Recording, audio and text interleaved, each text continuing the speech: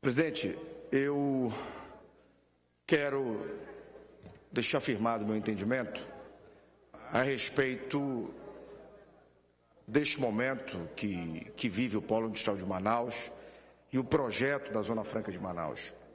Zona Franca, sim, mas energia, telecomunicação, rodovias, portos, hidrovias também. O governo federal não pode continuar entendendo que, ao resolver a prorrogação dos incentivos fiscais da Zona Franca, fortalecendo, criando outro horizonte para o Polo Industrial de Manaus, que tenha pago toda a sua dívida para com esta região do país. E é exatamente em cima disso que quero trazer breves considerações. O jornal A Crítica de hoje publica na sua página A3, Tribunal de Contas da União aponta omissão, esta é a palavra, omissão do governo federal na Amazônia. Não precisamos nem dizer que o Amazonas é a maior parte da Amazônia. O estado do Amazonas tem, portanto, na Amazônia, a maior parcela de crédito com o governo federal.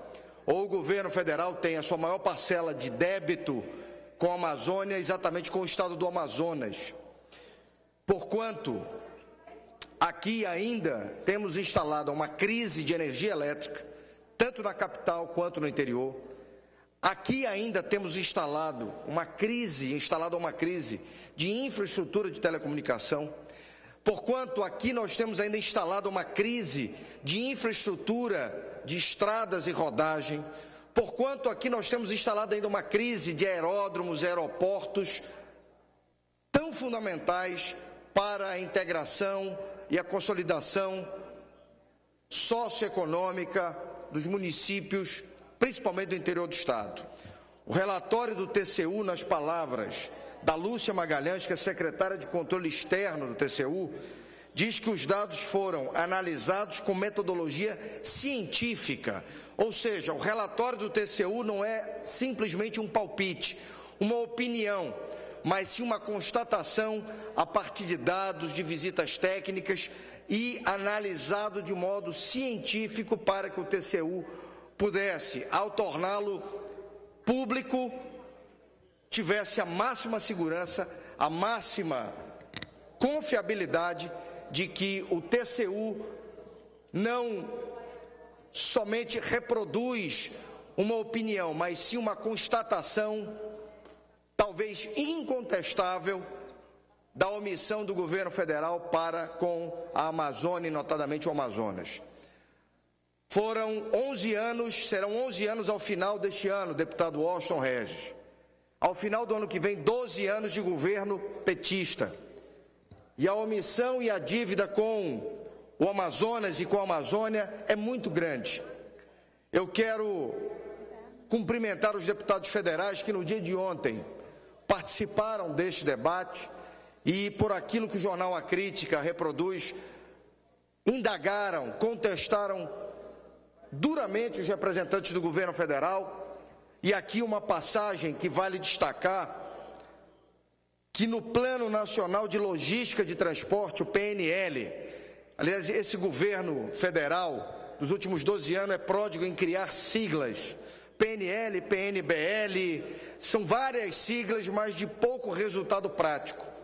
Chego a dizer que, se não fossem por programas como Luz para Todos, que é um programa que foi além do Luz do Campo, do governo passado, o Minha Casa Minha Vida, o ProUni e o Bolsa Família, o governo federal não seria mais lembrado por absolutamente nada. E é muito pouco para um governo grande, com muitos recursos, de uma última década de pujança econômica, é muito pouco para o governo federal ser lembrado. Só o Bolsa Família, que é um belo programa, o ProUni, que é um programa que se deve reconhecer a capacidade de inserção daqueles que têm menor condição econômica de ter acesso à educação em nível superior, ProUni, Minha Casa Minha Vida, Bolsa Família e talvez um outro programa, é muito pouco para que um governo do porte do governo federal seja lembrado ou seja encerrado em 12 anos. Aqui no estado do Amazonas, o governo federal deveria ser lembrado também pela BR-319, mas que está aí, empancada na burocracia e na incompetência administrativa. Deveria ser lembrado também o governo federal pela BR-317, que está aí patinando na incompetência administrativa e na burocracia pública. Temos aí a BR-080, que é um sonho em potência, mas nós temos ainda portos, aeroportos, hidrovias, telecomunicação, energia, que estão patinando na incompetência administrativa e na burocracia excessiva das providências. Portanto, o relatório do TCU não traz para quem mora aqui nesse estado e, por certo, para quem mora aqui nesta região, nenhuma novidade, apenas constata e talvez torne público a todas as autoridades brasileiras, principalmente no Congresso Nacional, aquilo que aqui nós já debatemos anos a fio, aquilo que nós já vivemos anos a fio, que é a completa omissão do governo federal para com a Amazônia e notadamente para com o Amazonas. Queremos a Zona Franca, por certo, é importante, mas eu ouso afirmar que a Zona Franca hoje está além simplesmente da decisão política. A Zona Franca é uma realidade que o mundo e o Brasil já reconhecem como necessário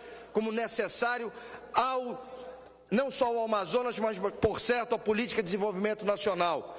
E que, ao termos a prorrogação por mais 50 anos, que o governo federal não pode continuar a dizer: pagamos a nossa dívida com o Amazonas e com a Amazônia. Muito ainda precisa ser feito e o governo federal precisa, de uma vez por todas, compreender a complexidade, compreender a mística em torno da região amazônica e notadamente do Amazonas, para que nós tenhamos mais ousadia, mais firmeza, mais responsabilidade com uma região rica, que tem potencialidades que ainda não foram exploradas. Veja aí, o governo federal patinando com um assunto recorrente, que tem a chancela, que tem a cara do deputado Sinésio, que é a potencialidade mineral no estado do Amazonas e na região amazônica. O governo federal patina em relação a estabelecer política de desenvolvimento para esse assunto. O governo federal patinou durante muito tempo e continua patinando com relação a essa questão da exploração dos recursos naturais na Amazônia. Portanto, não é só a Zona Franca que vai pagar a dívida do governo federal, deste governo, para com os amazonenses, tão somente com a prorrogação.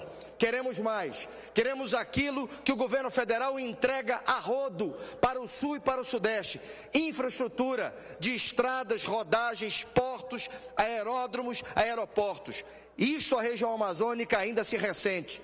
Portanto, ao comentar e ao dizer do meu total e restrito apoio a essas conclusões, fica aqui o brado de que o Amazonas já tem a Zona Franca, que o Amazonas, pela sua condição estratégica, a condição de uma região que só teve até hoje como único projeto de desenvolvimento, ainda da época dos militares, o Polo Industrial de Manaus, os incentivos da Zona Franca, a Amazônia e o Amazonas querem mais, demandam respeito, demandam entendimento das nossas complexidades, demandam entendimento das nossas peculiaridades. E até hoje, o governo federal, dos últimos anos, não compreendeu e não nos entregou aquilo que é fundamental para o desenvolvimento e para o reconhecimento dessas condições. Plenas potencialidades nós temos. Precisamos de infraestrutura, política pública, de acordo às nossas complexidades e peculiaridades, coisa que o governo federal ainda não nos deu. Portanto, senhor presidente, a minha participação vai nesse sentido, de dizer sim à Zona Franca, sim ao Polo Industrial de Manaus, lembrando que é este mesmo polo que sofre de uma certa insegurança jurídica quando o Ministério da Ciência e Tecnologia, o Ministério da Indústria e Comércio passam mais de 4 anos para estabelecer PPBs de potencialidades como a indústria de fármacos aqui. Quando passa muito tempo, 1 ano, 2 anos para estabelecer PPBs de indústrias que já estão instaladas e que querem verticalizar ainda mais a sua produção. Essa insegurança jurídica também é um débito, é uma dívida do governo federal para com o modelo que já está instalado e prova dia após dia que está dando certo. E além disso, toda a infraestrutura que também foi clamada em recente artigo de uma das lideranças industriais do nosso estado, o Wilson Périco. A minha participação é para ser a voz de muitos que nesse momento dizem sim à Zona Franca, mas sim ao pagamento da dívida de infraestrutura e de política pública que reconheça a complexidade e as peculiaridades do nosso estado e da nossa região. Era o que tinha a dizer, senhor presidente. Que Deus abençoe o Amazonas.